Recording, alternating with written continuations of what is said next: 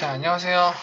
오늘은 조금 저번 시간에 이어서 약간 좀 다른 모델을 좀 손을 대볼 건데, 약간 이제 모양이 이제 평판만 했었는데, 이제 약간 모양이 좀 여기저기서 좀 아기자기한 것들이 들어오고 있죠? 이번 시간에는 이런 모델을 어떻게 하는지에 대한 방법론을 알아볼 겁니다. 자, 이런 모델을 할 때는 방법론이 이제 첫 번째 형상을 뭘로 잡느냐가 사실 제일 중요한 건데, 자, 거기에 대해서 이거를 어떠한 방법으로 그려야 되는지에 대해서 알아보도록 합시다. 자, 세 가지 측면으로 좀 그리게 될 거예요. 제가 이제 언급했다시피, 이제 모델링을 할 때는 그 모델의 가장 대표적인 가장 큰 덩어리를 가장 잘 나타낼 수 있는 형상을 첫 번째 프로파일로 잡아서 작성을 해라. 그래서 보면은 이제 의견이 좀 분분할 겁니다. 평면도를 먼저 이 형상을 그린 다음에 하는 게 맞다. 아니면은 이 우측면도를 한 다음에 그리는 게 맞다. 이렇게 이제 두 가지로 나눌 수 있는데, 두 가지 모델을 다 해본 다음에 이게 이제 어떠한 차이를 갖는지 한번 제가 이제 차이를 보여드리도록 할게요. 먼저 우측면도를 먼저 그려보도록 우측면도 형상을 먼저 그려서 하는 법을 해가지고 먼저 해보도록 하겠습니다. 자, 그러면은 우측면도니까 YZ 평면에 크리에이트 스케치를 하겠죠? 그래서 선 명령으로 가로가 60이고, 표준 360은 이제 처음에 선을 그리면 선 명령이 끝나버리는 게 좀 이제 계속 이어졌으면 좋겠는데. 자, 60에 20짜리죠? 자, 이렇게 해서 콘스트를 이렇게 붙입니다. 그 다음에 이제 오프셋 명령으로 해가지고 체인 셀렉션이 된 상태에서 자, 클릭한 다음에 이렇게 7로 이렇게 가겠죠. 아, 새 명령 하나 배웠네요. 바로 오프셋. 오프셋 명령은 자, 선이나 혹은 이제 사각형이나 혹은 이제 원 명령을 이제 동일한 간격으로 이제 간격 띄우기를 하는 명령인데요. 오프셋 명령을 눌렀을 때 이제 체인 셀렉션이 체크가 되어 있으면은 이제 사각형처럼 서로 이어진 선이 같은 간격으로 이렇게 이제 들어옵니다만, 체인 셀렉션이 체크가 되어 있지 않게 되면은 이렇게 하나씩 선택을 해야 되게 됩니다. 이렇게. 그래서 뭐 한꺼번에 할 거라면은 체인 셀렉션을 눌러주시고, 아닐 거라면은 이제 따로따로 이제 해제하셔서 따로따로 해주시는 것이 좋겠습니다. 요것도 마찬가지죠. 자, 이건 지워버리고, 자, 오프셋 명령을 이용해서 클릭한 다음에 땡기고 7 하고 OK 버튼을 누릅니다. 근데 안타깝게 여기가 막아주진 않아요. 그 옵션이 생기면 참 좋을 텐데 말이죠. 라인 명령을 이용해서 끝에 막아주고 여기 막아주고, 자, 이렇게 한 다음에 이제 폭이 80이었으니까 자, 익스트루드에서 시메트리를 한 다음에 자, 풀 랭스가 80이다. 그래서 이렇게 엔터를 누르면 됩니다. 그리고 이제 위를 이제 파주게 되는데요. 자, 위를 이렇게 파주고 사각형을 두 개를 그린 다음에 동일 구속 조건으로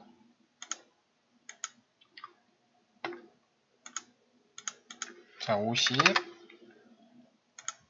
15, 자, 이렇게 됐죠? 이렇게 되고, 자, 돌출 명령으로 이렇게 파주면은 자, 첫 번째 기본 현상은 완성이 된다고 보겠습니다. 이게 첫 번째 방법이고요. 두 번째 방법으로 보도록 하겠습니다. 두 번째 방법은 자, 여기다 위에다 한 다음에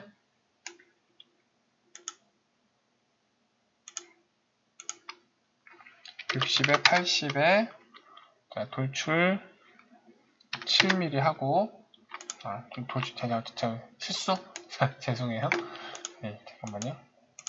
프로파일을 완벽하게 그려야죠. 이렇게 프로파일을 선 명령으로 완벽하게 이렇게 그리고 나서 그 다음에 동일 구속 조건으로 양쪽의 선의 길이를 똑같이 맞추고 나서 그 다음에 15, 그 다음에 혹은 50, 자, 돌출 해서 7mm, 자, 이렇게 하죠. 그 다음에 밑바닥에다가 크리에이트 스케치를 한 다음에 자, 이 명령, 자, 사각형을 따로 이렇게 그려주고 나서 치수를 7로 주고 돌출 높이를 13으로 준다. 자, 이 두 방법은 있습니다. 근데 이제 접근하는 방법이 틀려서 그렇지, 얘는 이제 이렇게 한 다음에 위에서 받고요. 그죠? 이거는 위에서 그린 다음에 옆에서 추가를 했습니다. 자, 그런데 여러분들이 여기서 생각하셔야 될 건 뭐냐 하면은 이 부품의 역할입니다. 그러니까 이게 부품을 모델링 할 때 이 부품의 역할을 보고 모델링 하는 것과 생긴 것만 보고 모델링 하는 거를 생긴 것만 보고 모델링 하는 데서 여기에 차이가 좀 발생을 하게 됩니다. 왜냐하면 이 도면을 좀 자세히 좀 볼까요? 자, 이 도면을 자세히 보면은 이 도면이 의도가 뭔지, 그러니까 저는 여기서 설계 원점이 뭐냐를 먼저 찾는 것을 가장 중요하게 생각을 하는데요. 설계 원점이라는 것이 뭐냐면은 이 부품이 설계적으로 가장 중요한 포인트가 어디냐 하는 것입니다.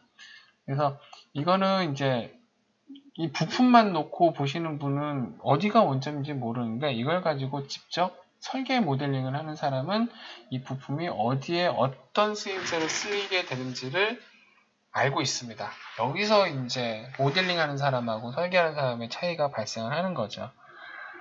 자, 다시 도면으로 돌아서 볼까요? 이 녀석은 설계하는 사람이라면 알게 될 겁니다. 아, 지금 여기다가 뭐를 조립을 하기 때문에 28파이라고 되어 있는 여기가 가장 중요하구나. 그래서 여기를 설계 원점으로 잡아야겠다. 그리고 제가 첫 번째 시간에 한번 강조를 했습니다만, 이 설계 원점이 그 좌표의 원점하고 일치가 되어야 됩니다. 근데 지금 이 모델링을 보세요. 그러면 제가 그 설명한 거에 따르자면은 원점이 여기에 존재해야 되죠. 원점이 여기에 존재할까요? 볼게요.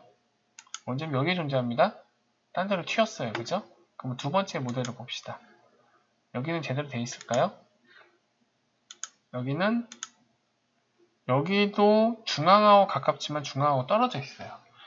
그래서 설계 원점을 생각하지 못하고 일단 보이는 대로 도면을 보고 그렸기 때문입니다. 그래서 이런 타입의 부품 같은 경우에는 자, 어떻게 그리는지를 제가 보여드릴게요.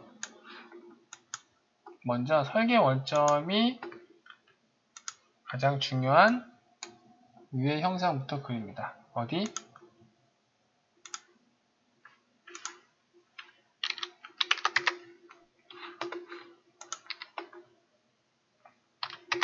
제가 방금 그린 이게 어느 부분이죠? 바로 이 부분입니다. 이 부분.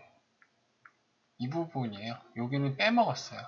이 부분으로 설계 원점을 먼저 해서 한 다음에 그 다음에 이 뒤에가 붙는 거기 때문에 그렇게 되게 됩니다. 자, 그러면은 먼저 얘를 먼저 그리고 나서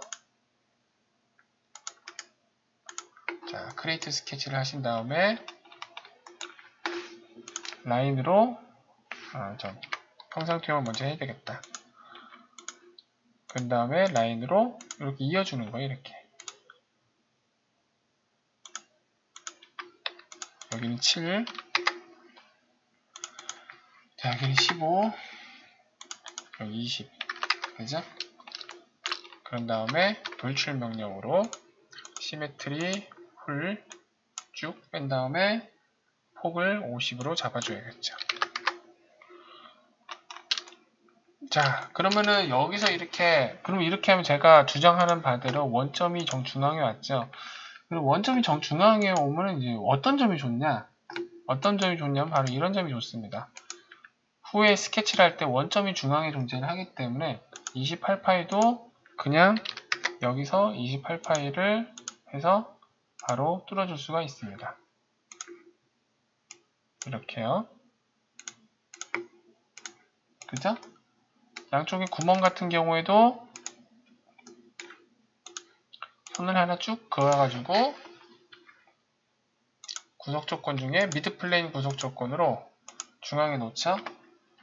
자, 10mm로 양쪽으로 이렇게 잡아줍니다. 어때요? 됐죠? 그래서 자, 구멍 명령으로 하나, 둘 찍고 나서 탭 ISO 메트릭 프로파일 6mm 그 다음에 디스턴스 올 해서 이렇게 작성을 하는 거예요. 이렇게 되면 여기가 설계 원점에 완벽하게 들어가기 때문에 여기는 어쩔 수 없이 이제 부차적인 형상이기 때문에 뒤로 밀리게 됩니다만은 어차피 원점은 한 군데만 존재할 수 있는 것이니까요. 그래서 물론 설계 원점은 이제 형상이 복잡해짐에 따라서 다른 데도 설계 원점이 여러 군데 할 수 있지만 이 절대 원점은 하나밖에 없기 때문에 가장 중요한 곳을 먼저 절대 원점으로 잡고 시작하는 것이 중요하겠습니다. 그러면은 자 이렇게 해서 이제 모델링은 마무리를 할게요.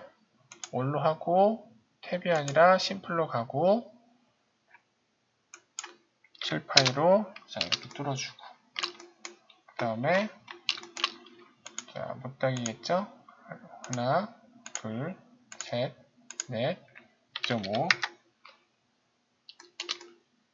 그 다음에